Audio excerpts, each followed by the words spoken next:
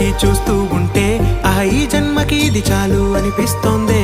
నువ్వు నా కంట పడకుండా నా వెంట పడకుండా ఇన్నాళ్ళెక్కడ ఉన్నావే. నీ కళ్ళల్లో ఆనందం వస్తుందంటే నేనెన్నెన్నో యుద్ధాలు చేస్తానులే. నీ చిరునవ్వుకై నేను గెలుపొంది వస్తాను హామీ ఇస్తున్నానులే.